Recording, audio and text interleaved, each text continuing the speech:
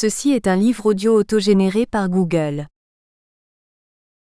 Histoire et perspectives méditerranéennes. Collection dirigée par Jean-Paul Chagnolot. Dans le cadre de cette collection, créée en 1985, les éditions L'Harmattan se proposent de publier un ensemble de travaux concernant le monde méditerranéen des origines à nos jours. Déjà paru. Mohamed Chaban, Heures et malheurs du secteur agricole en Algérie, 1962 à 2012, 2013. Hosni Kaïté-Ouni, La Kabylie orientale dans l'histoire. Pays des Koutouma et guerre coloniale, 2013.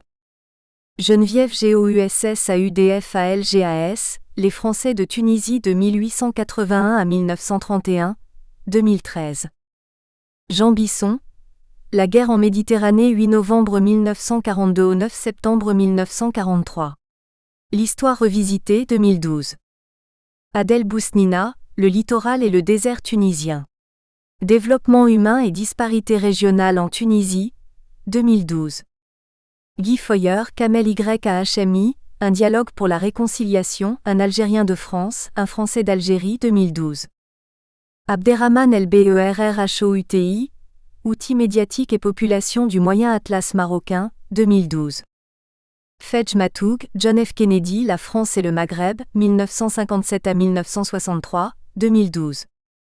Abdelkrim Saha, migrant berbère marocain, de l'oasis de Figuig à Paris, 2012. Salam Oubi, L'Algérie face au choc extérieur, 2012. Jean-Michel Salgon, Dictionnaire de l'islamisme au Maghreb, 2012. Mahmoud Ouraba, Premier pas. Souvenirs autour d'un projet de développement de l'Algérie, 1963-1980, 2012. Xavier Jacquet, Ces appelés qui ont dit non à la torture, 2012.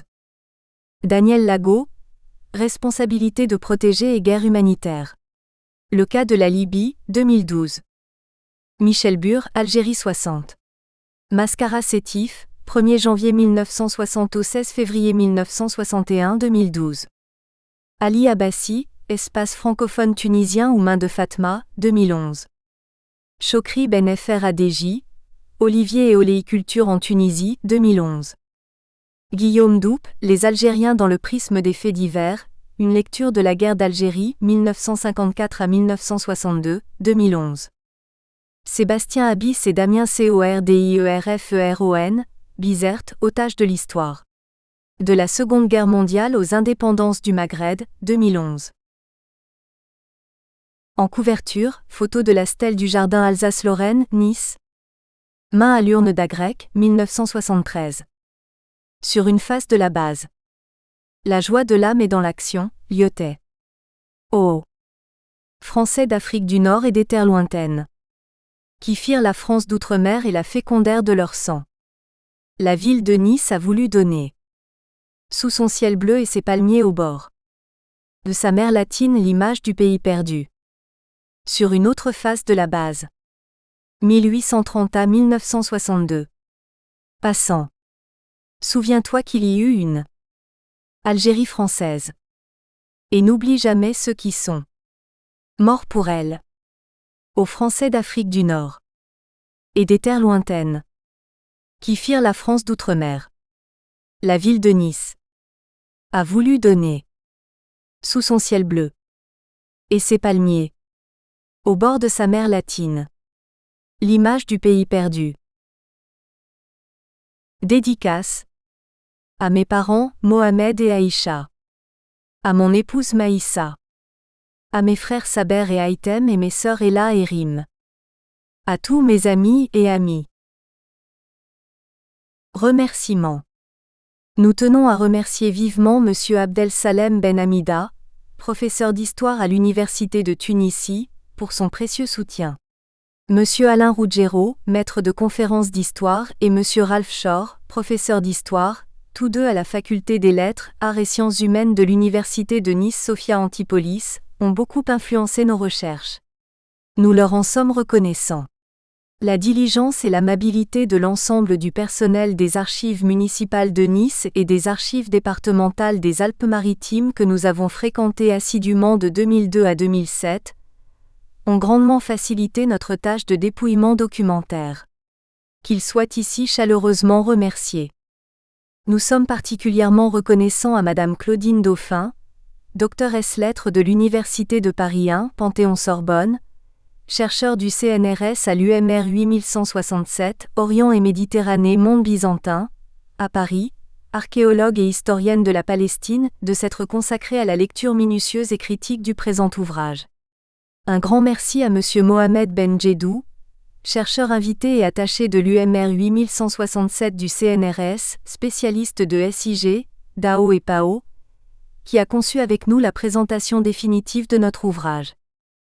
Enfin, nos plus vifs remerciements s'adressent à Madame Sophie Garot-Forest, directrice des éditions Terracotta à Paris, pour ses conseils, Monsieur le professeur Jean-Paul Chagnolot, qui a accueilli sans hésitation notre projet de livre dans la collection Histoire et perspectives méditerranéennes, qu'il dirige aux éditions L'Harmattan, et Madame Perrine Fourgeot des éditions L'Harmattan pour sa patiente coopération dans la mise sous presse de notre ouvrage.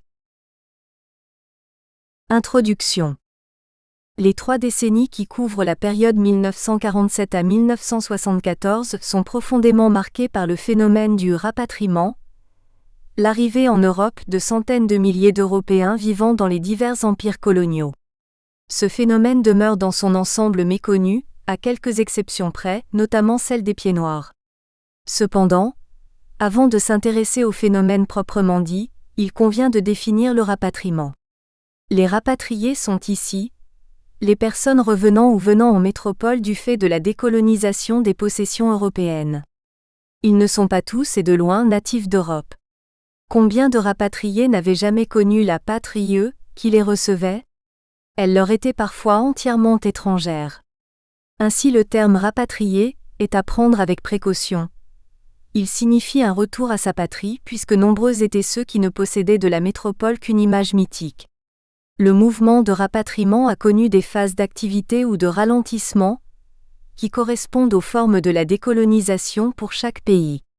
Le processus de décolonisation s'est déroulé dans une situation de grands conflits tels que les événements d'Algérie, alors qu'en Tunisie et au Maroc, la décolonisation s'est faite sans conflit majeur et a été plus ou moins négociée.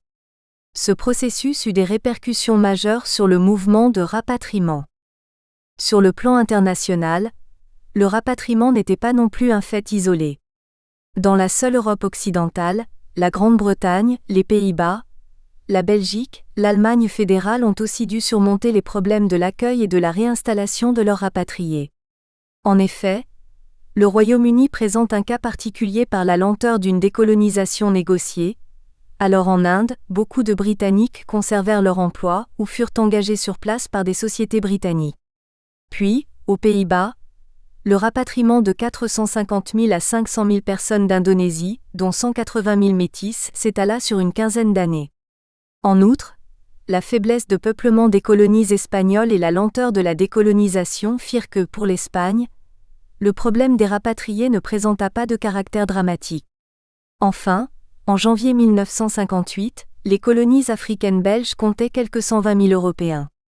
Les retours peu nombreux en 1958 à 1959 s'accélèrent avec les émeutes de Léopoldville et l'annonce de l'éventuelle indépendance du Congo, juin 1959.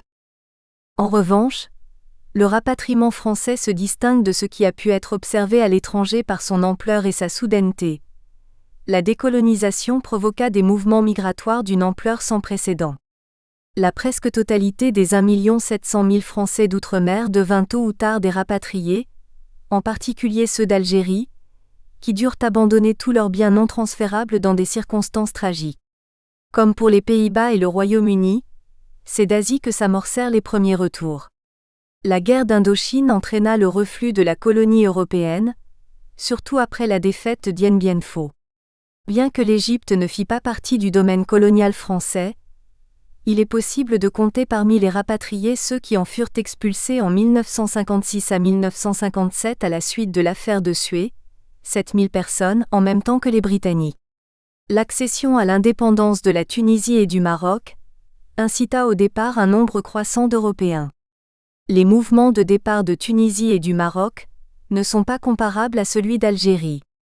Bien que massifs en 1955, 1956, 1958 et 1961, ces derniers s'étalèrent dans le temps.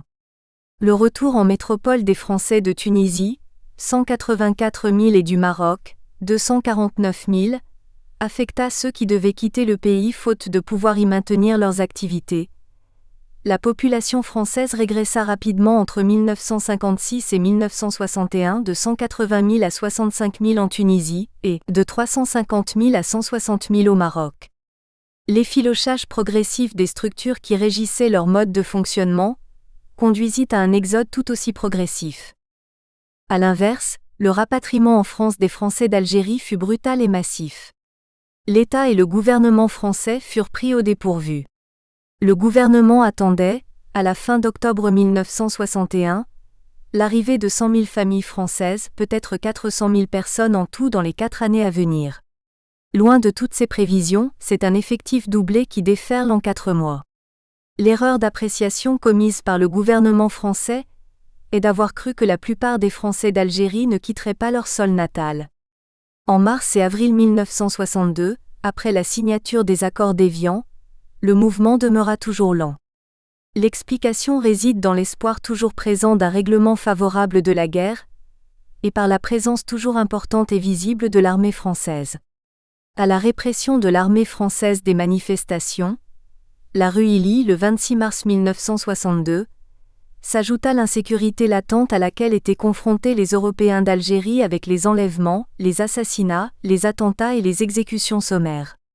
Le grand exode débuta en mai 1962, 80 000 personnes, amplifia brusquement en juin 1962 avec 232 000 départs, le maximum étant atteint au milieu du mois avec plus de 10 000 par jour, 136 000 entre le 1er et 17, dont 80 000 par air.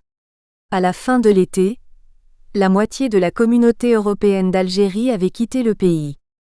Il s'agissait d'un mouvement imprévu, historique et brutal. Dans cette France vivant à l'aube du 4e plan, leur place n'avait pas été aménagée.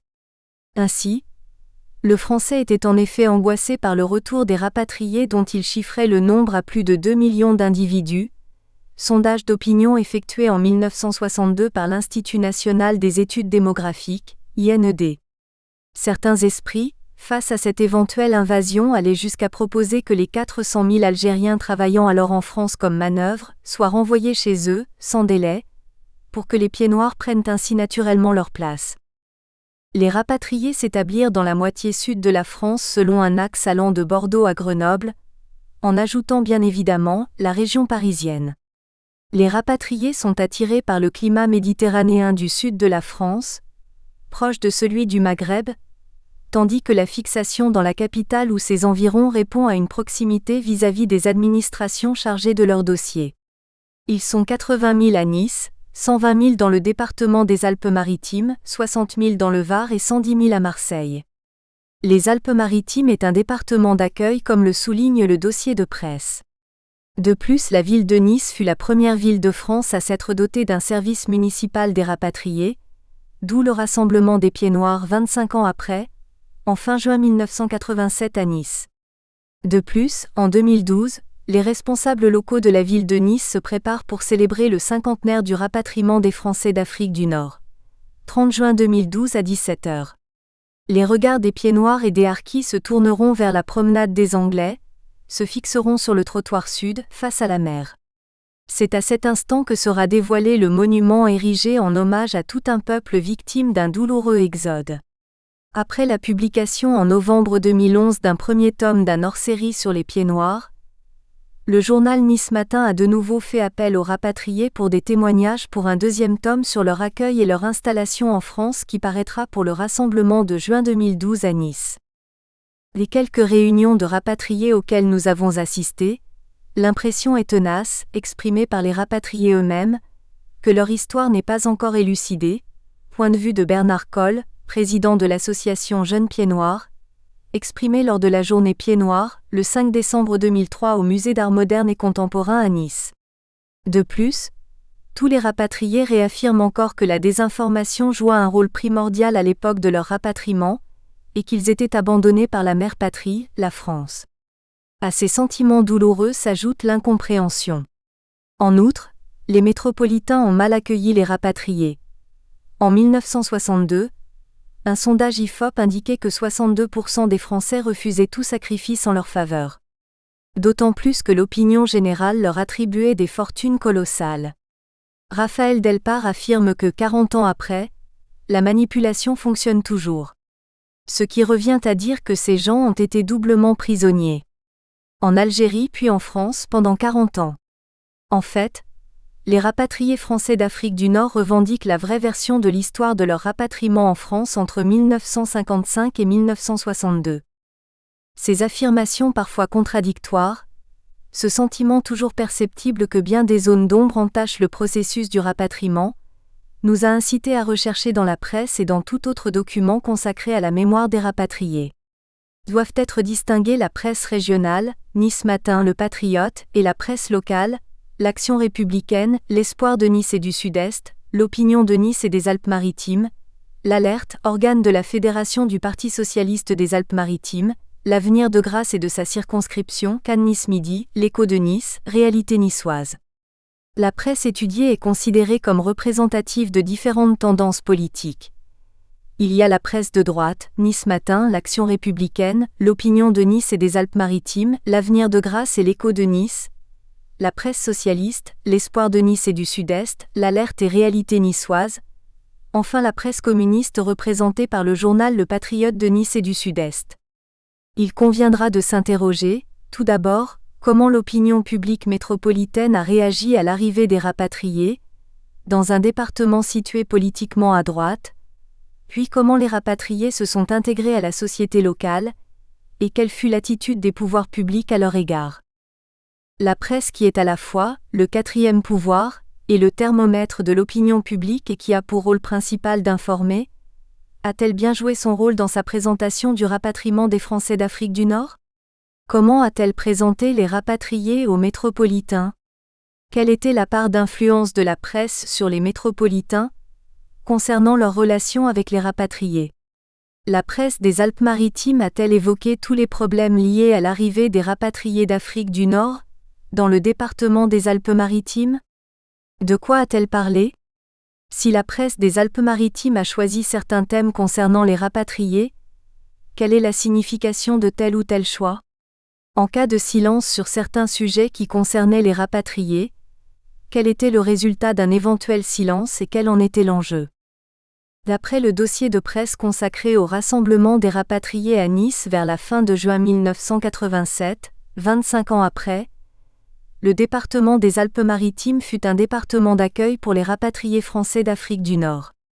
En effet, le choix de la ville de Nice comme lieu de commémoration du 25e anniversaire du rapatriement des Français d'Afrique du Nord est le fruit de l'accueil favorable réservé à ces derniers. Toutefois, les rapatriés présents au rassemblement du 5 décembre 2003 au Musée d'art moderne et contemporain ont réaffirmé unanimement le contraire. En effet, les récits de l'accueil dans l'indifférence voire dans l'hostilité, les conditions de vie déplorables et les récits sur l'arrogance des responsables locaux ont dominé les discours des intervenants et des personnes présentes. Il conviendra donc de s'interroger sur la réalité de l'accueil dans le département des Alpes-Maritimes.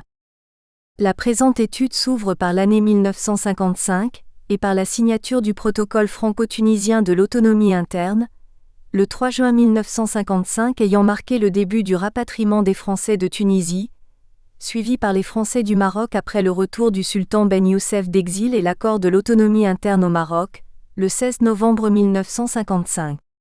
Elle s'achève à la fin de l'année 1962, marquée par le retour massif et brutal des Français d'Algérie en France, à la suite de l'indépendance de l'Algérie. Les articles concernant les rapatriés français d'Afrique du Nord ne vont pas cesser de paraître en 1963 et en 1964 dans la presse des Alpes-Maritimes.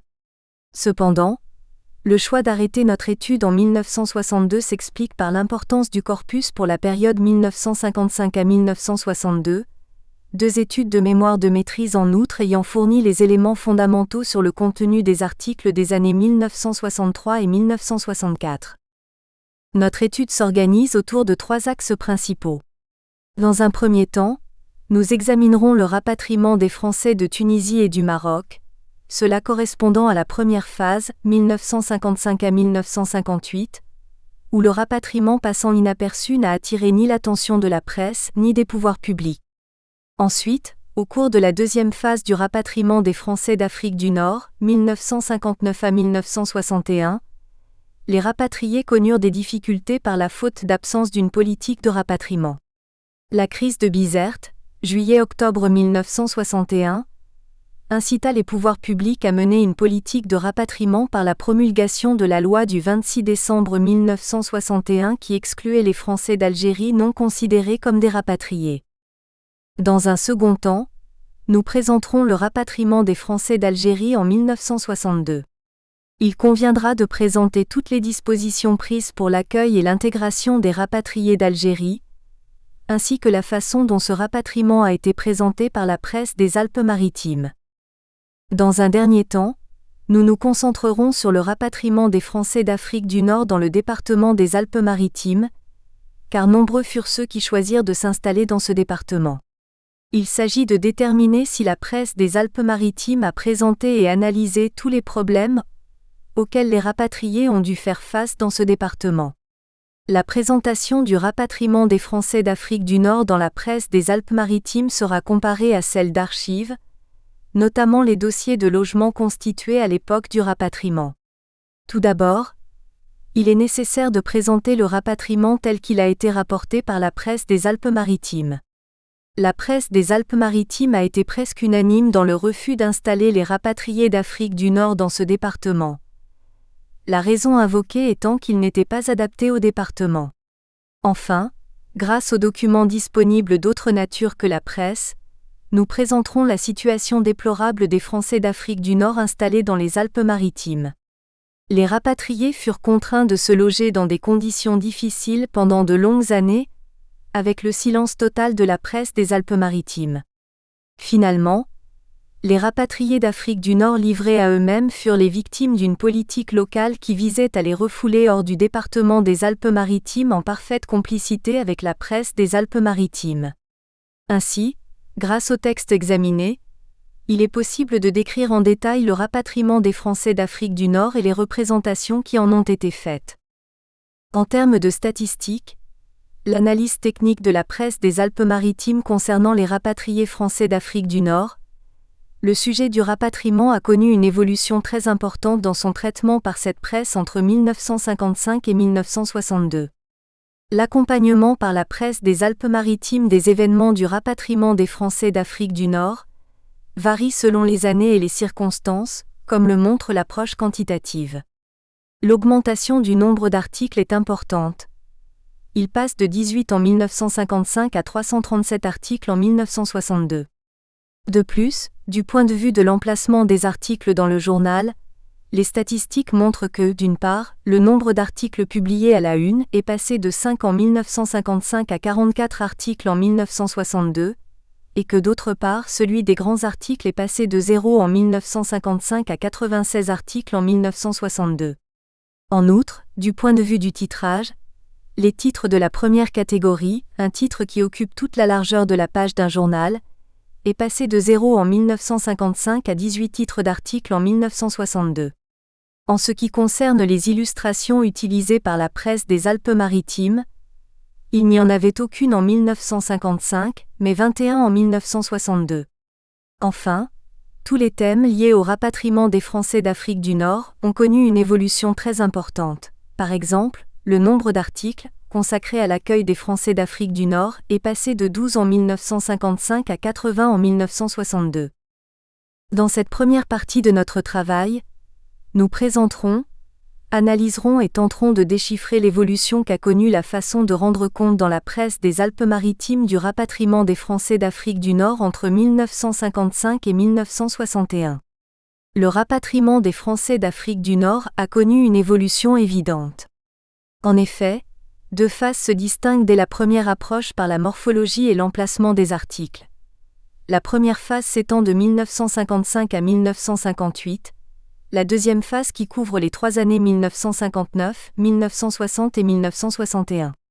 L'étude du contenu des articles permet évidemment d'aller plus loin. Ce type d'étude est appelé par Jacques Ozouf Analyse du contenu, qui permet d'étudier plus facilement le contenu des communications et notamment de la presse. Plus facilement, c'est-à-dire d'une manière à la fois plus économe pour les forces du chercheur et plus sûre, en faisant moins belle la part de l'imagination.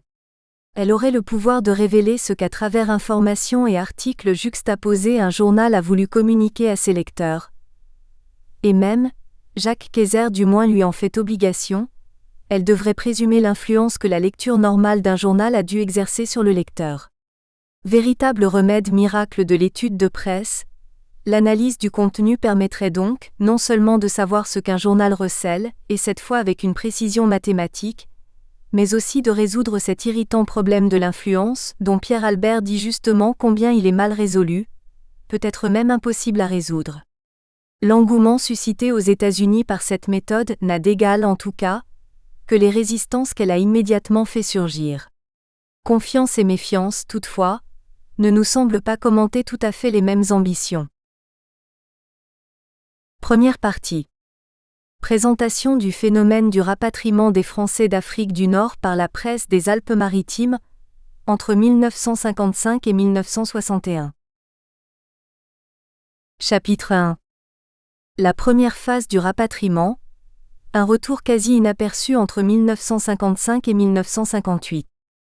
Les statistiques ont permis de mettre en évidence que le rapatriement des Français d'Afrique du Nord s'est passé dans une clandestinité et un silence relatif dans la presse des Alpes-Maritimes, entre 1955 et 1958. En effet, dans cette première phase, nous avons remarqué que le nombre d'articles relatifs aux rapatriés français d'Afrique du Nord n'a pas dépassé 89 sur un total de 555, soit 16%. De plus, dans cette première période relativement longue, soit 4 ans de rapatriement, le nombre des articles placés à la une des journaux n'a pas dépassé 19 articles, alors que ceux placés dans le corps de ces journaux ne sont que 70. En outre, en ce qui concerne la taille des articles, nous avons noté que 82 sont de petite taille, 3 de taille moyenne et 4 de grande taille, partage qui se retrouve dans le titrage. 2 articles à titre de première catégorie, 16 de seconde et enfin 71 de troisième catégorie. Enfin, en ce qui concerne les illustrations dans cette première phase, aucun article ne comporte d'illustration. Cette première phase commence par l'année 1955, qui est celle des négociations franco-tunisiennes, puis franco-marocaine pour l'obtention de l'autonomie interne par la Tunisie et le Maroc, et éventuellement l'accès de ces derniers à l'indépendance. En effet, l'accès de ces deux protectorats français d'Afrique du Nord à l'indépendance va déclencher le départ progressif des Français de la Tunisie et du Maroc vers la France. Une psychose de départ se créa en Tunisie au sein de la colonie européenne. Chaque famille quittant le sol tunisien, plus ou moins contre son gré, entraîne le départ de plusieurs autres parents ou amis. Cette phase s'achève en 1958 avec l'affaire de Sakié et ses conséquences politiques et sociales pour les Français d'Afrique du Nord. Les raisons du rapatriement des Français de la Tunisie et du Maroc. La situation est pourtant différente pour les deux anciens protectorats français en Afrique du Nord quant au maintien des Français installés sur ces territoires, depuis longtemps pour certains d'entre eux. En effet, Mohamed V, après s'être réjoui de la fin du régime de tutelle et de protectorat, a défini dans son discours de trône les tâches essentielles du futur gouvernement marocain. Le sultan a en outre affirmé avec force que les intérêts des Français seront sauvegardés et que le Maroc garde sa grande amitié avec la France avec laquelle il désire continuer à coopérer. Ensuite, l'accès à l'indépendance de la Tunisie et du Maroc a été réalisé dans la paix, contrairement à l'Algérie où l'indépendance a été acquise après 7 années de guerre. Enfin, les Français de Tunisie et du Maroc n'étaient pas contraints de quitter l'Afrique du Nord. Ils avaient la possibilité de choisir entre demeurer en Afrique du Nord ou se replier en France. Un certain nombre de Français de Tunisie et du Maroc n'accepteront pas de vivre dans ce nouveau contexte en Afrique du Nord et ainsi songeront à un repliement en métropole. Le mécontentement des Français de Tunisie et du Maroc. Le quotidien Nice Matin rend compte de ce mécontentement. Lors des négociations franco-tunisiennes et franco-marocaines, les Français de la Tunisie et du Maroc ont exprimé leur mécontentement et leur refus de voir les deux protectorats français d'Afrique du Nord accéder à l'indépendance. Ils avaient peur de perdre la suprématie et l'hégémonie qu'ils avaient acquise pendant le régime du protectorat. C'est pourquoi, une certaine partie de l'opinion paraît n'accepter qu'avec une amertume l'idée que les Français se trouvent placés sur un pied d'égalité avec les autres ressortissants étrangers résidant au Maroc. Ils ont refusé toute atteinte aux privilèges qu'ils avaient déjà, depuis longtemps, et ils ont contesté toute remise en cause de leur œuvre en Afrique du Nord, car parler de la protection des biens et des personnes français au Maroc dans le cadre d'une autonomie interne, c'est nier la valeur de l'œuvre accomplie par la France depuis le début du traité de protectorat. Ce qu'exprime le sénateur des Français de Tunisie en 1955. En ce jour de deuil, les Français de Tunisie, conscients de la justice de leur cause, déclarent au gouvernement français qu'ils considèrent comme nul et non avenu cet accord conclu contre leur volonté et au mépris de leurs droits. En outre, le docteur Tremsal, maire de Tunis, a déclaré « Nous voulons une Tunisie franco-tunisienne et non uniquement tournée vers l'Orient ». Les Français de Tunisie et du Maroc n'ont donc pas cessé de manifester leur mécontentement. Monsieur René Charuel, maire de Sfax, a déclaré « La justice tunisienne est médiévale, comment admettre que des Français régis par le Code Napoléon puissent être soumis à la loi coranique du cadi ?» Cependant, ce mécontentement va se manifester sous des formes différentes allant de l'action pacifique à la violence. En effet, il est important de noter que les Français de Tunisie, hostiles à l'application des conventions franco-tunisiennes, sont divisés sur la tactique. Leurs deux sénateurs veulent rester dans la légalité, en espérant user de leur influence dans les milieux parlementaires français pour faire désavouer par l'Assemblée nationale le protocole d'accord franco-tunisien. Quant aux extrémistes des mouvements français, ils sont décidés à passer à l'action directe, en allant jusqu'à la coalition avec les extrémistes musulmans. Ainsi, les Français de Tunisie et du Maroc étaient prêts à défendre leurs privilèges en n'excluant pas le recours à la violence pour arriver à leur fin. La presse, et notamment le journal Nice Matin, quotidien de droite modérée, s'est implicitement opposé à la nouvelle situation inhérente à l'indépendance des deux protectorats français. En effet, Nice Matin a présenté les Français du Maroc et de Tunisie comme les victimes d'une marche inéluctable de la grande roue de l'histoire. Puis, cette presse se dit compréhensive et consciente de la souffrance des Français de Tunisie et du Maroc et elle souhaite que les métropolitains en soient conscients. Le rôle des associations Présence française. Le même quotidien s'intéresse aussi aux associations de résidents et à leurs protestations. En effet, les Français de Tunisie et du Maroc se sont organisés dans les associations Présence française en Tunisie et Présence française au Maroc, pour faire face à un éventuel changement de leur statut dans une Afrique du Nord indépendante. Ces Français ont recours à ces mouvements pour agir en bloc contre toute tentative de la part de la France ou de la Tunisie et du Maroc, pour les rétrograder en seconde position derrière les autochtones. Il s'agit d'un recours de dernière minute pour maintenir le statu quo des années du protectorat. En effet, les dirigeants de Présence française en Tunisie, s'exprimant au nom des Français de Tunisie, affirment avec force leur résolution inébranlable de lutter par tous les moyens, et invitent les Français, les Européens et les Tunisiens qui ont conscience de la dictature et de la ruine qui les menace, à s'unir devant le danger pour que la Tunisie puisse continuer à vivre dans la paix française. Ensuite, les Français de la Tunisie et du Maroc ont été déçus par la politique française en Afrique du Nord, et ils se sont efforcés de ne plus compter que sur eux-mêmes. Le quotidien Nice Matin rapporte que le président de Présence française au Maroc a déclaré « De son côté, le peuple français du Maroc constitue un groupe ethnique intérieurement organisé, qui par l'œuvre qu'il accomplit en créant le Maroc moderne en collaboration avec le peuple marocain, a acquis juridiquement et en fait des droits intangibles certains à participer par le bien et dans l'intérêt commun de la communauté à la gestion du pays, avec les garanties institutionnelles qui, seules, peuvent présenter à cet égard sécurité et stabilité. En outre, ces associations ont distribué des tracts appelant à la violence pour faire valoir ce qui est à leurs yeux, leurs droits légitimes, ce qui intéresse le quotidien. Aujourd'hui nous sommes décidés à l'action, si nos accords sont rompus. Pour l'honneur de la France, tenez-vous prêts. L'Union pour la présence française de Meknès. Les deux associations Présence française, en Tunisie et au Maroc, n'excluent pas une union pour agir ensemble contre la dégradation annoncée. En effet, Il convient de remarquer que le mouvement Présence française du Maroc se propose d'entrer en relation avec les mouvements similaires de Tunisie, pour organiser une action commune contre l'éviction des Français d'Afrique du Nord. Enfin, la presse des Alpes-Maritimes a rendu compte de la réaction des associations de présence française en Tunisie et au Maroc qui appelleront à l'action violente et ainsi menaceront la métropole d'un retour massif.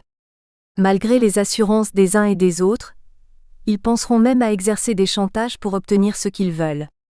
Le ministre des Affaires étrangères Christian Pineau précise: il faut rassurer les Français au Maroc et leur donner certitude que leurs personnes, leurs familles, leurs biens, leurs intérêts continueront à bénéficier des garanties indispensables. Puis, le sultan du Maroc, Mohamed V, ne manquera pas de rappeler que les Français du Maroc sont les bienvenus. Il déclare, parlant des Français du Maroc: nous nous devons de garantir leurs intérêts, leur liberté et leur avenir au Maroc et nous espérons qu'ils poursuivront leurs efforts dans cette atmosphère d'amitié et d'entente qui doit régner entre tous les éléments de la population. Malgré les appels rassurants de la part des autorités françaises, tunisiennes et marocaines, les Français de présence française ne cesseront pas de menacer de se rapatrier. Dans un communiqué, la présence française au Maroc déclare que si le gouvernement français et le gouvernement marocain ne prennent pas toutes les dispositions pour assurer la sécurité de tous, elle est prête à envisager toutes mesures nécessaires pour permettre et faciliter le départ de ceux des membres de la communauté européenne qui, bien qu'attachés profondément à la terre marocaine, sont décidés à reporter leurs énergies, leur capacité et leur puissance de travail au service de pays où leur valeur sera reconnue, leur dignité respectée et leur sécurité assurée. Le quotidien Nice Matin a donc relaté comment les associations Présence française en Tunisie et au Maroc ont refusé l'octroi de l'autonomie interne et l'indépendance à la Tunisie et du Maroc. Ensuite, les Français de Tunisie et du Maroc ont été mécontents de voir leurs revendications bafouées par les protocoles d'accord franco-tunisiens et franco-marocains. Enfin, ils ont appelé à la violence et ont menacé de se replier en France massivement. Certes, ces attitudes sont celles du désespoir, de la déception et de la colère contre cette nouvelle situation politique et sociale en Afrique du Nord, mais ces prises de position nous rappellent celles utilisées par l'OAS, plus tard en Algérie. Cette stratégie qui se fonde sur la violence et le chantage pour arriver à ses fins, va s'avérer désastreuse pour la colonie française en Tunisie et au Maroc, et plus encore en Algérie. Cette tactique va rendre la vie des Français en Afrique du Nord impossible et va provoquer par la suite des vagues de rapatriement en France. L'humiliation de quelques Français après l'accès à l'indépendance de la Tunisie et du Maroc. Dans les conventions signées entre la France et les deux pays du Maghreb qui vont accéder à l'indépendance, la Tunisie et le Maroc, le respect et la protection des personnes et des biens français est une condition impérative pour que la France accepte cette indépendance. Certainement, la Tunisie et le Maroc nouvellement indépendants n'ont pas intérêt à apparaître de mauvaise foi, d'autant plus que la France n'a accepté leur indépendance que difficilement. Les gouvernements tunisiens et marocains n'ont pas cessé, au moment de l'accès à l'indépendance, d'œuvrer pour que les Français d'Afrique du Nord soient considérés comme des citoyens du pays. Cependant, malgré la rigueur des uns et des autres pour rassurer les Français afin qu'ils restent en Tunisie et au Maroc indépendants, des débordements se produisent, débordements rapportés par Nice Matin. Par un communiqué, Présence française assure que des civils européens ont été lynchés par la populace, que des policiers français ont été arrêtés par les as marocains, malmenés, dévalisés, traînés à la corde au cou par les rues de Casablanca et que la vie des Européens est constamment menacée, leur dignité bafouée et que d'odieuses brimades sont exercées à leur égard. Or, ces actes de violence, d'humiliation et du non-respect des Français ont été très rares, selon la presse des Alpes-Maritimes. L'indépendance des deux pays du Maghreb a été acquise dans un climat de paix relatif, qui peut expliquer l'absence de rancune et de haine à l'égard des Français d'Afrique du Nord. Toutefois, ces rares actes de violence, amplifiés par les communiqués de présence française, vont susciter l'inquiétude et la peur parmi les Français d'Afrique du Nord. En effet, par réaction, ils prendront le chemin du rapatriement pour être en sécurité.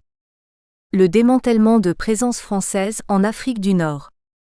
Les deux associations Présence française en Tunisie et au Maroc sont considérées par ces deux pays nouvellement indépendants comme le symbole de la colonisation et de l'arrogance. Les gouvernements tunisiens et marocains ont œuvré pour porter un coup dur à ces associations. En effet, la presse des Alpes-Maritimes a voulu démontrer qu'ils ont cherché les moindres prétextes pour frapper fort contre ces associations. Par exemple, M. Bécaye, quand il a ordonné la dissolution du mouvement Présence française au Maroc, a expliqué : ce mouvement est de nature à troubler l'ordre public et à porter atteinte à la sûreté intérieure de l'État chérifien. Ces deux associations sont populaires et attirent la sympathie de nombreux Français d'Afrique du Nord. L'association de Présence française au Maroc, à elle seule, compte 45 000 membres. Toutefois, les gouvernements tunisiens et marocains ont ciblé les dirigeants et les personnalités de ces associations pour les briser définitivement. En effet, la Sûreté nationale marocaine a arrêté le Dr Kos, chef du mouvement Présence française, et 4 autres de ses membres.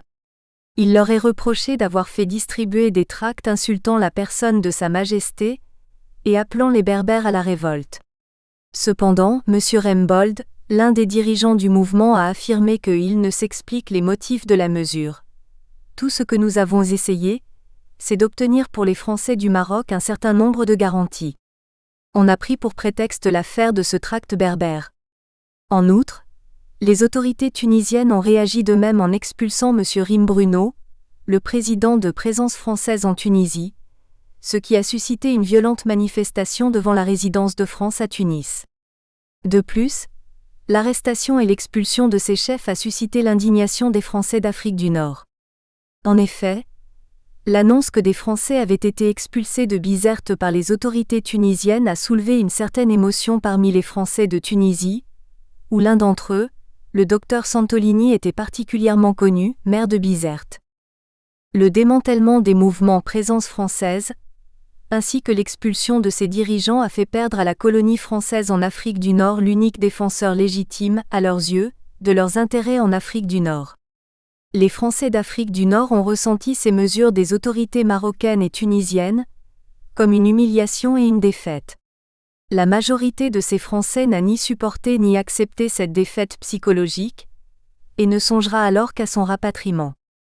En effet, 13 000 Européens environ ont quitté définitivement le Maroc depuis le mois de mai 1956. Ce chiffre se décompose en 11 000 départs signalés jusqu'au 31 octobre 1956 par les postes frontières de Casablanca, ports maritimes et aériens, Arbawa, Tanger et Oujda, et 2000 départs des Européens de Meknès et sa région depuis la fin d'octobre.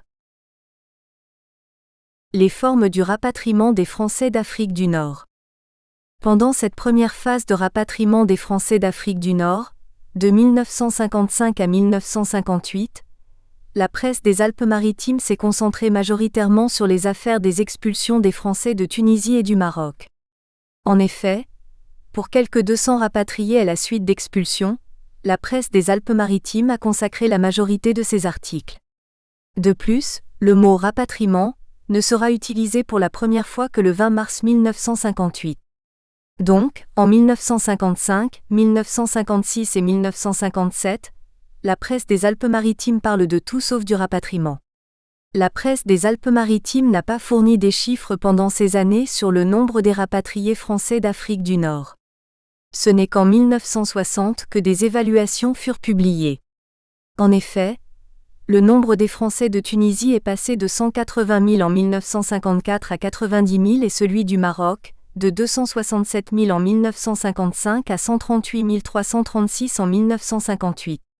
Nous remarquons que dans cette première phase, longue de 4 ans, le nombre des Français rapatriés diminue de moitié pour chacun des deux pays du Maghreb. D'après ces chiffres présentés par la presse des Alpes-Maritimes, nous pouvons établir un bilan des rapatriés qui peut se chiffrer autour de 228 000 Français d'Afrique du Nord. Ce bilan de 4 années de rapatriement est certainement très élevé. Pourtant, ces rapatriements des Français de Tunisie et du Maroc, bien que massifs, en 1955 et 1956 sont étalés dans le temps. Le rapatriement des Français de Tunisie et du Maroc, les expulsions.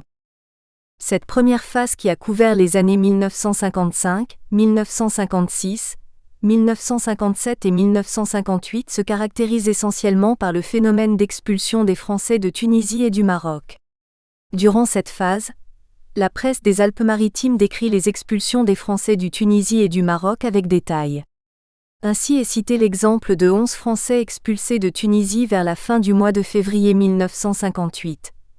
Dès leur descente, ils ont pris place à bord d'un autocar spécial qui les a amenés à Marseille, où ils ont été accueillis au centre d'orientation des rapatriés du Maroc et de Tunisie situé rue Beauvau.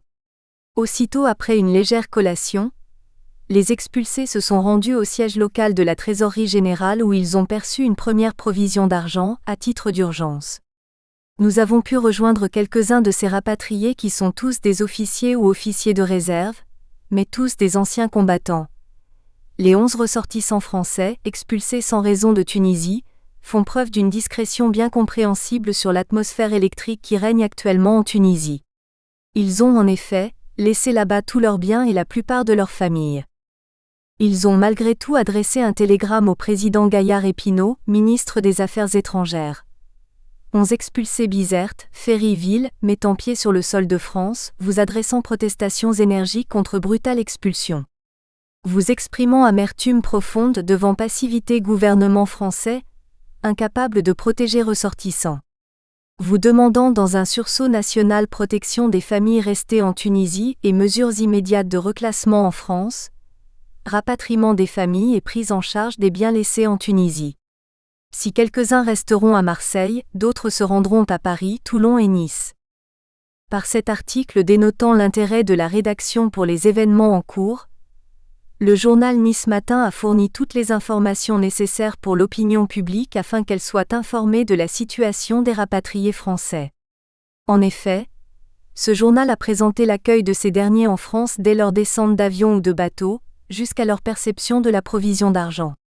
Puis, le journal Nice Matin a jugé l'expulsion sans raison, ce qui peut se traduire par un soutien aux expulsés. En outre, ce journal ne s'est pas contenté de fournir toutes ces informations sur ces expulsés, mais il a décidé d'aller les rencontrer pour avoir le plus de nouvelles possible. De plus, ce journal a publié le télégramme adressé par ces expulsés au président de conseil, Félix Gaillard, et à Christian Pineau. Ce télégramme met les pouvoirs publics devant leurs responsabilités, et il met surtout les métropolitains au courant des problèmes de leurs compatriotes expulsés. Enfin, le journal Nice Matin s'est préoccupé de la destination de ces rapatriés en France. Dans ce cas d'expulsion des 11 Français de Tunisie, la presse des Alpes-Maritimes, notamment le journal Nice Matin, le seul quotidien de la région, disposant de moyens et d'une importante rédaction, seul quotidien à s'intéresser à ce sujet au cours de cette première phase, s'est attaché à présenter avec détail l'événement. Néanmoins, le rapatriement volontaire des Français de Tunisie et du Maroc, 228 000 entre 1955 et 1958, n'a pas eu la même chance d'être aussi bien présenté en nombre d'articles et en informations. En effet, sur les 89 articles consacrés aux rapatriés d'Afrique du Nord, nous n'avons recensé que 10 articles sur les rapatriés volontaires, alors que nous en avons recensé 21 pour les expulsions. Toutefois, nous devons rappeler que le nombre d'expulsés ne dépasse pas en tout 200. Il est donc probable que l'opinion publique est très bien informée sur le sort de quelques 200 expulsés, alors qu'elle est mal informée ou même pas de tout informée sur le sort des milliers de Français d'Afrique du Nord. Toutefois, la presse représentait l'unique source d'information sur l'exode et plus particulièrement sur les rapatriés. Ainsi, les métropolitains apprenaient à connaître leurs nouveaux compatriotes par le biais des journaux. Leur impact dans la formation de l'opinion publique fut considérable. Comme il vient d'être noté, le rapatriement forcé des Français d'Afrique du Nord, c'est-à-dire par l'expulsion, a retenu l'attention de la presse des Alpes-Maritimes. En effet, le rapatriement de quelques 200 Français d'Afrique du Nord a été très médiatisé par la presse des Alpes-Maritimes, alors que nous n'avons pas rencontré de pareilles sollicitudes en ce qui concerne les autres milliers de rapatriés volontaires. Cependant, nous devons préciser que les expulsions de 1955, 1956 et 1957 sont différentes de celles de 1958 du point de vue du contexte politique. En effet, les expulsions de 1955, 1956 et 1957 ont eu lieu après la signature des conventions franco-tunisiennes et franco-marocaines. Ces expulsions se sont passées dans un contexte de paix relative franco-tunisienne et franco-marocaine. Toutefois, les expulsions de 1958 sont majoritairement la conséquence directe de l'affaire de Sakié. Rappelons l'affaire. Au mois de février 1958, des avions français avaient bombardé un village tunisien, Sakié Sidi Youssef, dans le but de frapper un des camps que le FLN possédait à la frontière tunisienne. Mais sur les 69 morts provoqués par le raid, 21 étaient des enfants et l'émotion fut considérable. Le président tunisien Habib Bourguiba a fait appel à l'ONU, et le gouvernement français a été obligé d'accepter une mission de bons offices anglo-américains, dont l'objectif était de trouver un terrain de conciliation entre la France et la Tunisie à la suite de cet événement. Dans ce contexte de tensions politiques entre la Tunisie et la France, les arrestations vont succéder aux expulsions des Français de Tunisie. Les expulsions des Français d'Afrique du Nord de 1955, 1956 et 1957. Lors de la négociation du statut de l'autonomie interne pour la Tunisie et le Maroc, durant l'année 1955, les Français de ces protectorats ont manifesté leur opposition farouche, notamment par les démarches faites par les dirigeants et les sympathisants de Présence française, pour essayer de dissuader la France d'accorder l'autonomie interne, puis l'indépendance à la Tunisie et au Maroc. Ces Français mécontents vont être les premières cibles des nouvelles autorités tunisiennes et marocaines. Ils seront désormais considérés comme le symbole de la colonisation, à évacuer le plus vite possible. En effet, les Français de Tunisie ont violemment manifesté contre l'expulsion par les autorités tunisiennes de Rim Bruno, président de l'association Présence française. Cette expulsion s'est produite vers le début du mois de mai 1955, c'est-à-dire un mois avant la signature des conventions franco-tunisiennes accordant à la Tunisie l'autonomie interne, 3 juin 1955. Cette première expulsion a été menée avec l'accord discret des autorités françaises en Tunisie, qui n'ont déposé aucune demande d'explication sur les raisons de l'expulsion du président de l'association Présence française. Tout d'abord, ce dernier n'avait pas manqué, dès le début des négociations, de s'opposer à d'éventuels accords conduisant le protectorat à l'indépendance. Puis, il n'a pas cessé d'inciter les Français de Tunisie à la violence pour désavouer les négociateurs français et tunisiens. Enfin, il est le symbole de la rébellion en Tunisie et son expulsion pourrait arranger aussi bien la France que la Tunisie. En effet, les signataires français se trouvaient discrédités en signant les conventions. Nice Matin rapporte que le sénateur des Français de Tunisie, M. Gabriel Puot, a annoncé que le président du Conseil, Edgar Faure, a cru devoir signer un protocole d'accord qui consacre l'abandon par la France de ses fils dans la Régence. Dans cette affaire d'expulsion du président de l'association Présence française, le journal Nice Matin a pris parti pour l'expulsion afin de ne pas mettre en question les accords qui allaient être signés entre la France et la Tunisie. En effet, le journal Nice Matin a présenté cette affaire d'expulsion brièvement sans en expliquer les raisons, avec peu de détails également sur son départ, son arrivée en France et l'accueil qui lui fut fait. À notre avis, ce silence sur les raisons de l'expulsion indique que le tort de l'expulsé était d'être le président de l'association Présence française. Ce dernier n'avait pas hésité à appeler les Français de Tunisie à se replier en métropole, si les conventions franco-tunisiennes ne répondaient pas aux espérances de ces derniers. Ainsi, l'expulsion du président de Présence française, dans un silence relatif, a pour objectif d'éviter la déstabilisation des Français de Tunisie pour qu'ils ne songent pas à se rapatrier en France. Dans cette année de 1955, il n'y a eu qu'un seul cas d'expulsion, celui du président de Présence française en Tunisie. En 1956, l'État chérifien a ordonné la dissolution de l'association Présence française au Maroc, d'après le quotidien Nice Matin. Pour l'autorité marocaine, il est nécessaire de dissoudre ce mouvement contestataire rebelle, pour maintenir le calme dans le royaume. En effet, profitant de l'expérience tunisienne, les autorités marocaines vont s'attaquer en première au président de l'association Présence française au Maroc. En effet, il est reproché au Dr Kos d'avoir distribué des tracts insultant la personne de Sa Majesté et appelant les Berbères à la révolte. Cet expulsé s'est trouvé donc accusé de 2 graves chefs d'inculpation. De ce fait, il est trop difficile pour la presse de défendre sa cause. Comme dans le cas précédent, la presse des Alpes-Maritimes a présenté brièvement cette expulsion. Toutefois, dans ce dernier cas, les raisons de l'expulsion sont évidentes et irréfutables.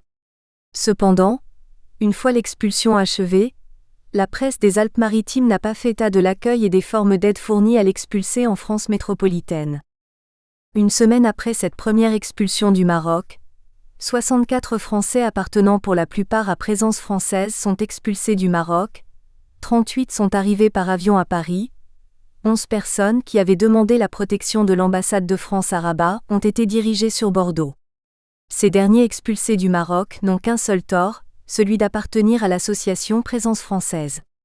En effet, la chasse aux sorcières est devenue le mot d'ordre pour les autorités tunisiennes et marocaines.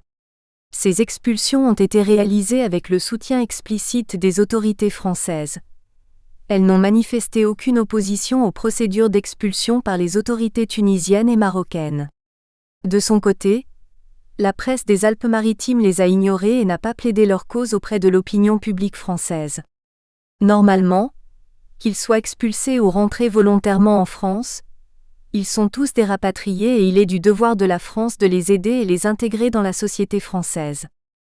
L'expulsion des Français de Tunisie et du Maroc vers la France n'a pas trouvé d'écho important dans la presse des Alpes-Maritimes. Toutefois, elle a soulevé des protestations et de l'émotion dans les rangs des Français d'Afrique du Nord. En effet, l'annonce que des Français avaient été expulsés de Bizerte par les autorités tunisiennes a soulevé une certaine émotion parmi les Français de Tunisie, où l'un d'eux, le docteur Santolini, était particulièrement connu. Les Français de Tunisie et du Maroc sont inquiets et révoltés de voir leurs dirigeants expulsés par les autorités tunisiennes et marocaines, avec la connivence des autorités françaises. Cependant, en France, la réalité est tout autre. En effet, les métropolitains n'accordaient plus le même degré d'importance à la colonie française d'Afrique du Nord. Tout d'abord, les métropolitains se sont désengagés des affaires des Français de Tunisie et du Maroc après l'accès à l'indépendance. Ils ont donc perdu le rêve d'avoir une Afrique du Nord étroitement liée à la France. Ensuite, nous pensons que la presse a joué un grand rôle dans le désengagement des métropolitains. Elle n'a pas fourni les informations suffisantes sur les expulsés et les difficultés auxquelles ils vont faire face en France. En effet, la presse aurait pu jouer un rôle mobilisateur des métropolitains pour venir en aide à leurs compatriotes expulsés d'Afrique du Nord. Pendant les 3 premières années, 1955, 1956 et 1957, la présentation de l'affaire des expulsions des Français du Maroc et de Tunisie est minimisée. En effet, la présentation d'une expulsion dans la presse des Alpes-Maritimes est faite dans des articles de petite taille. L'expulsion d'un Français de Tunisie et du Maroc est résumée en quelques lignes, un nom est cité, et l'émoi des Français est brièvement évoqué. Puis, sur les 8 articles consacrés aux expulsés, seuls 2 articles figurent à la une des journaux. Enfin, on remarque que les titres d'articles sont en petits caractères et consistent généralement en une seule phrase. Ainsi, à propos de l'expulsion de certains Français de Bizerte, ou violente manifestation devant la résidence de France à Tunis. Certes, avec une telle présentation des articles consacrés à l'expulsion des Français de Tunisie et du Maroc dans la presse des Alpes-Maritimes, l'opinion publique en France n'était pas suffisamment informée sur les conditions de rapatriement. Cette situation peut expliquer par la suite l'indifférence des métropolitains à l'égard des rapatriés français d'Afrique du Nord. La presse et les expulsions après les incidents de Sakié en Tunisie. Pendant les années 1955, 1956 et 1957, les Français de Tunisie et du Maroc sont donc expulsés parce qu'ils appartiennent à Présence française. La presse des Alpes-Maritimes a justifié leur expulsion par leur appartenance aux 2 antennes locales de Présence française. Néanmoins, en 1958, après le bombardement de Sakié par l'aviation française, la réaction des autorités tunisiennes était d'arrêter et expulser le maximum de Français pour faire pression sur l'État français. Dans les milieux diplomatiques français, on se montre pessimiste et l'on craint que les restrictions éditées à l'encontre des civils et des militaires français soient renforcées au cours des jours à venir. Cependant, la présentation des faits sur l'affaire de Sakié dans le journal Le Patriote est de nature à condamner l'agression française. Je reviens à l'instant de Sakié Sidi Youssef, le petit village tunisien sur lequel 7 bombardiers français, escortés de chasseurs, se sont acharnés. J'ai vu un paysage de guerre. 7 blessés sont décédés cette nuit. On vient, il y a 2 heures, de retrouver 2 nouveaux cadavres dans les ruines. Le bilan, hélas, provisoire, est donc actuellement de 75 morts dont 16 enfants et 11 femmes. Il faut signaler, tout d'abord, qu'au cours de cette année, le nombre des articles placés à la une des journaux a augmenté de 14 sur un total de 36. Puis, les titres sont apparus en grands caractères et contenant plus d'explications que ceux de 1955, 1956 et 1957. Par exemple, les 11 Français expulsés sans raison de Tunisie sont arrivés à Marseille, certains d'entre eux sont attendus à Toulon et à Nice. Enfin, les articles ont gagné en taille et ils ne sont plus résumés en quelques lignes. Ainsi nous trouvons 3 grands articles à la une et 2 autres de taille moyenne, les autres, c'est-à-dire 8 articles, étant de petite taille. Dans la presse des Alpes-Maritimes, c'est en 1958 que les expulsés sont les plus mentionnés. En effet, nous avons recensé 13 articles consacrés à l'expulsion des Français de Tunisie et du Maroc.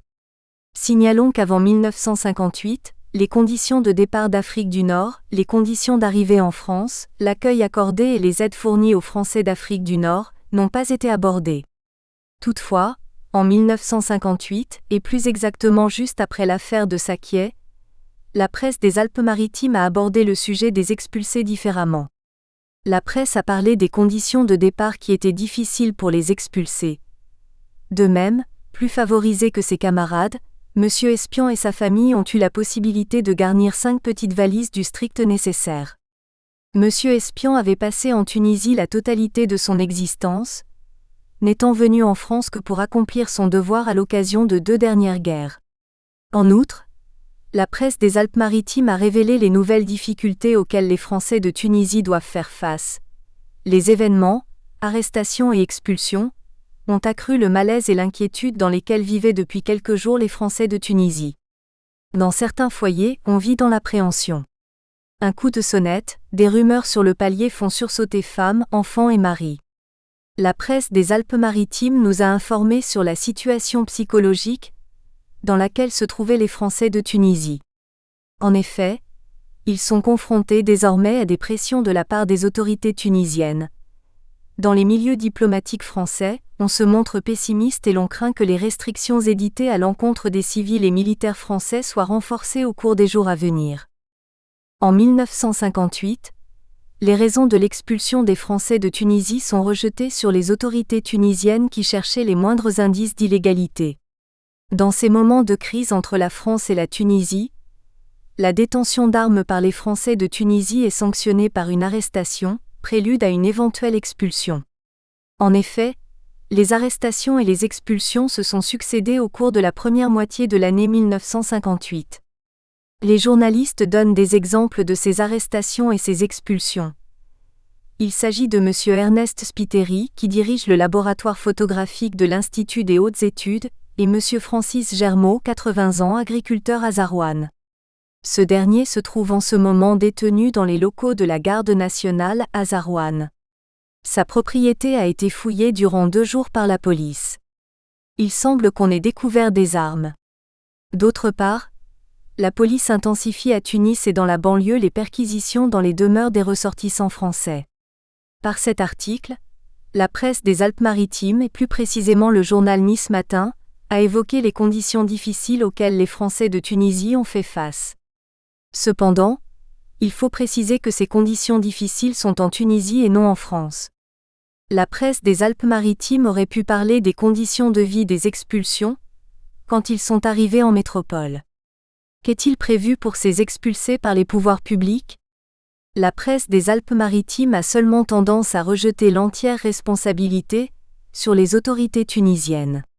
Il est possible même de dire que la presse des Alpes-Maritimes a tendance à absoudre les autorités françaises de ce problème des rapatriés par expulsion. L'ensemble des articles sur les expulsés va dans ce sens. Par exemple, M. Gilles Castelbou, agriculteur dans le Cap-Bon, a été expulsé de Tunisie. Le gouvernement tunisien lui a accordé 24 heures de délai pour quitter le pays. On ignore les raisons de cette mesure. On signale également l'arrestation de M. Bosson-Pierret, agriculteur des environs de Tunis, arrêté pour détention d'armes.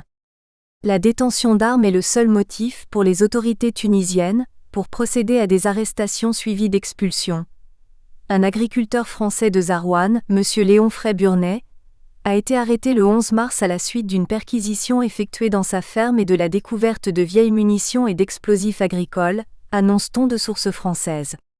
M. Frey-Burnet a été écroué mercredi à la prison civile de Tunis, ajoute-t-on de même source. Citons l'exemple d'un Français expulsé de Tunisie sans raison. M. Jean Chimbary, employé civil à l'intendance militaire française, s'est vu notifier hier matin par l'autorité tunisienne un arrêté d'expulsion. Un délai de 24 heures lui a été laissé pour quitter la Tunisie. Aucun motif ne lui a été fourni. Également, l'exemple d'un Français expulsé pour détention d'armes.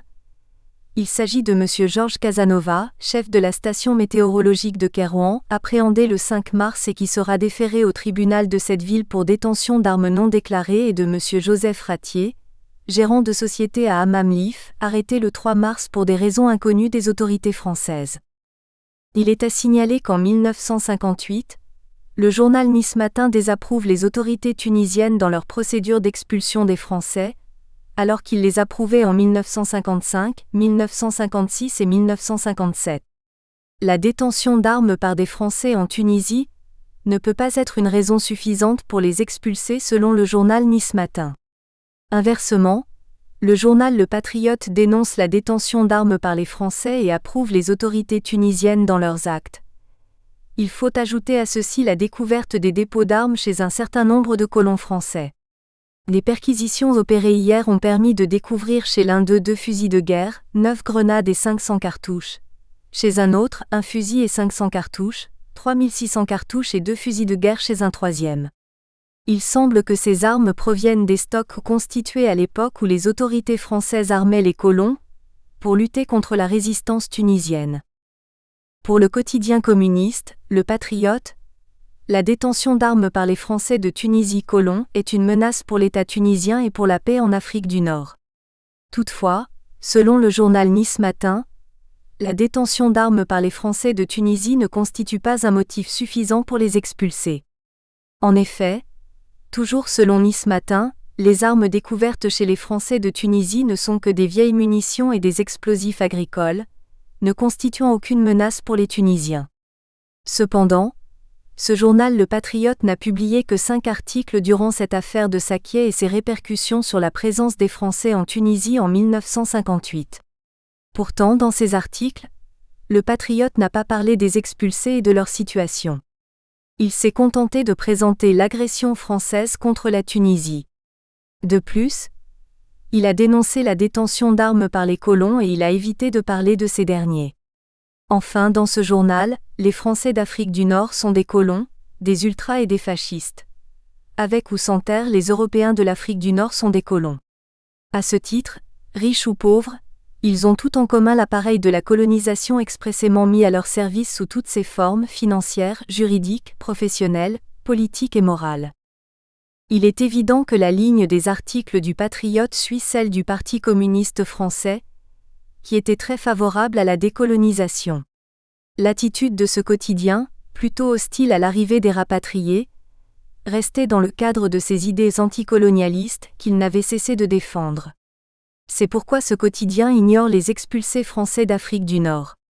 Ainsi, si les Français d'Afrique du Nord sont expulsés, c'est justement parce qu'ils sont des colonisateurs et des agresseurs qui détiennent des armes pour menacer la paix en Afrique du Nord. Ce quotidien s'est donc enfermé dans la pure idéologie communiste anticolonialiste et s'est montré indifférent aux problèmes rencontrés par les expulsés français de Tunisie. Pour ce quotidien, les expulsés n'existent pas, et s'ils sont là en France métropolitaine ou dans le département des Alpes-Maritimes, ils ne les voient pas.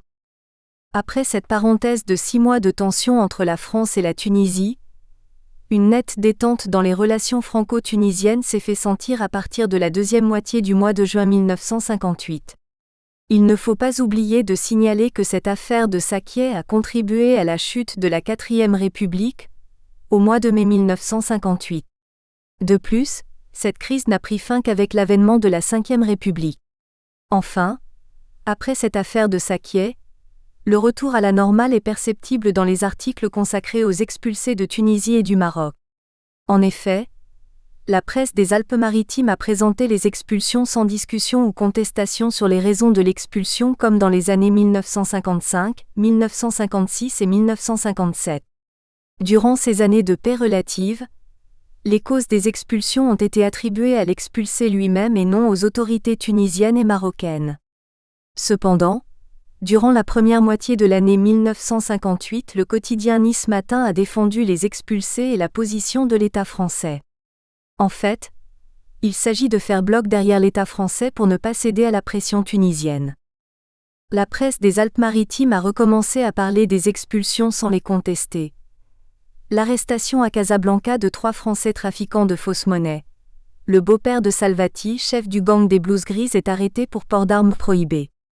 Ensuite, l'expulsion du président de l'Union marocaine des combattants volontaires n'a pas engendré de réaction de la presse des Alpes-Maritimes, contrairement au cas de l'agriculteur de Tunisie pendant la crise franco-tunisienne.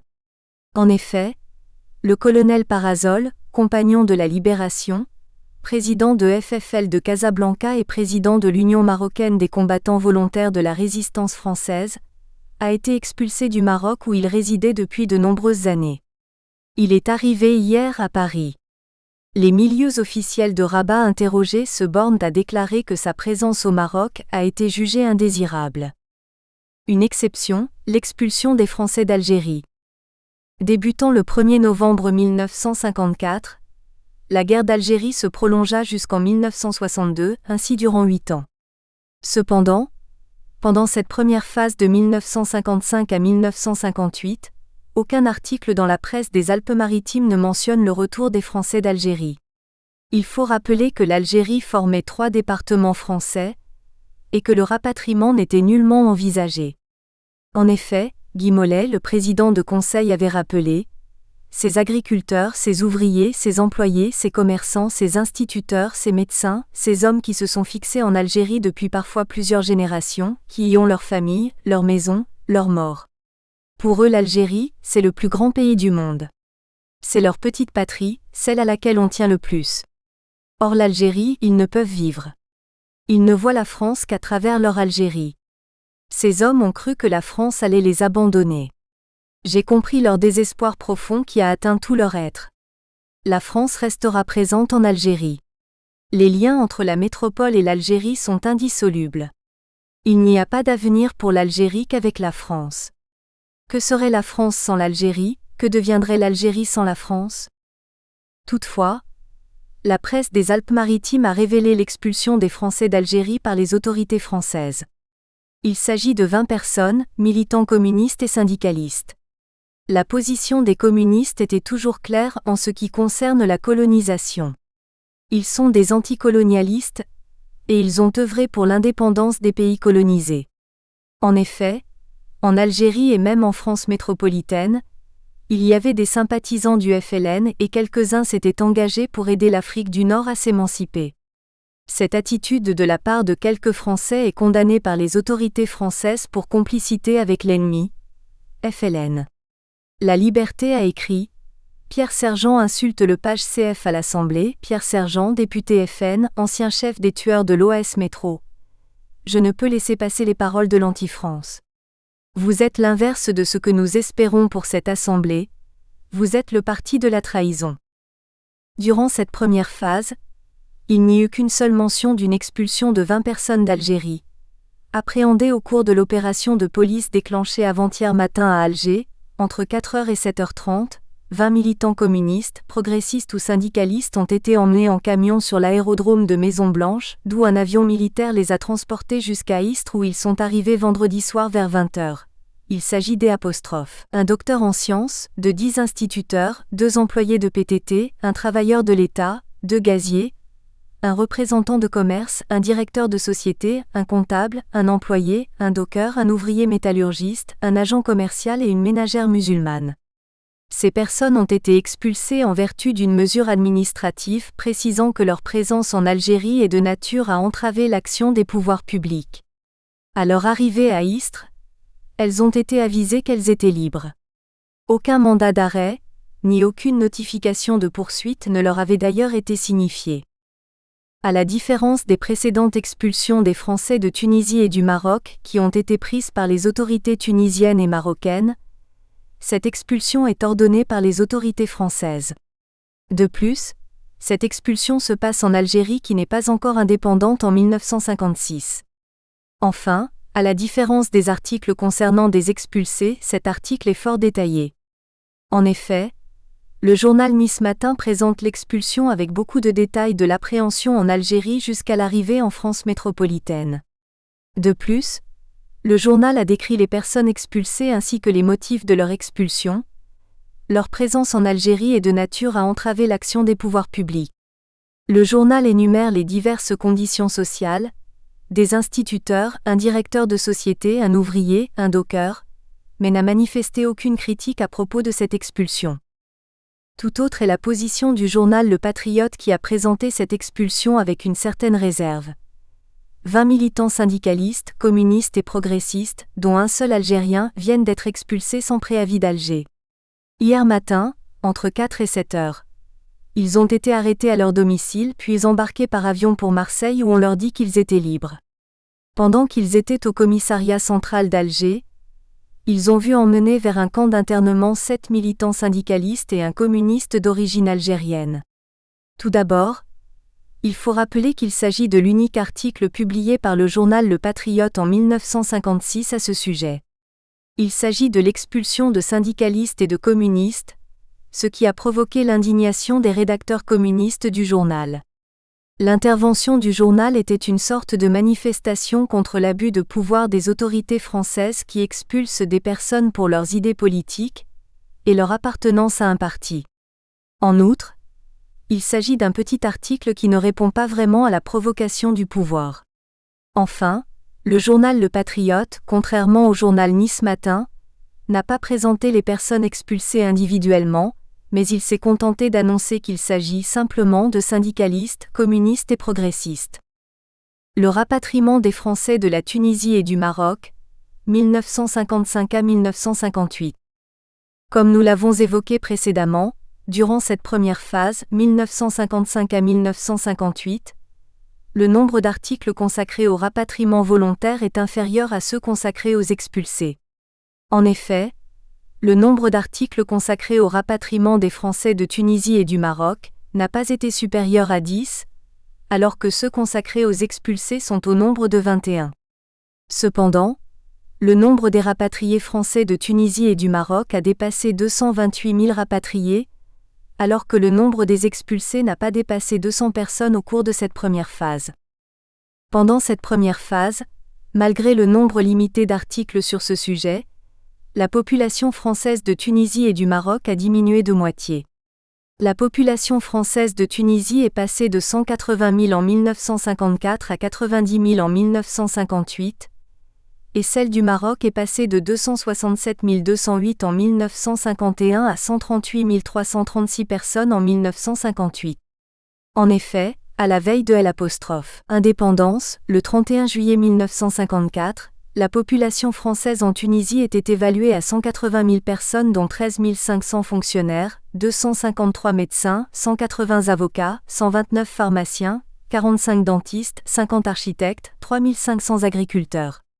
4 ans plus tard, le 1er avril 1958, cette population avait diminué de moitié. La colonie française ne comptait plus que 90 000 personnes. Parmi les partants on relevait 11 760 fonctionnaires, 90 médecins, 110 avocats, 20 pharmaciens, 10 dentistes, 20 architectes, 300 agriculteurs. Le nombre des articles consacrés au rapatriement des Français de Tunisie et du Maroc est infime. De plus, les chiffres avancés par la presse des Alpes-Maritimes ne furent pas évoqués pendant cette première phase, ils ne le furent que plus tard en 1960. Tout d'abord, nous pouvons affirmer que ce rapatriement de la première phase a tellement été occulté, par le nombre insignifiant d'articles et des journaux qui s'y sont intéressés, qu'aucun bilan ne fut fait. En effet, les chiffres concernant les rapatriés français de Tunisie et du Maroc n'ont été évoqués que 2 fois au cours de cette première phase. La première fois, au mois de novembre 1956. 13 000 Européens environ ont quitté définitivement le Maroc depuis le mois dernier, apprend-on de bonnes sources. Ce chiffre se décompose en 11 000 départs signalés jusqu'au 31 octobre par les postes frontières de Casablanca, ports maritimes et aériens, Arbawa, Tanger et Oujda, à la frontière d'Algérie, et 2 000 départs d'Européens de Meknès et sa région depuis la fin d'octobre. Cependant, nous devons préciser que ce chiffre sera infirmé par le même journal en 1960 en évoquant un autre chiffre beaucoup plus important, celui de 54 044 rapatriés du Maroc en 1956. De plus, durant cette première phase, les chiffres concernant le nombre des rapatriés n'étaient ni précis ni définitifs. Les chiffres sont alors approximatifs et obéissent à des bilans non officiellement confirmés. Ensuite, la deuxième fois où les chiffres sur les rapatriés français de Tunisie et du Maroc ont été évoqués, fut en juillet 1957. Monsieur Claraped, secrétaire d'État aux affaires tunisiennes et marocaines, a indiqué que depuis décembre... Nous espérons que vous avez apprécié cet aperçu. Pour continuer à écouter ce livre audio sur Google Play Livres, utilisez le lien dans la description de la vidéo.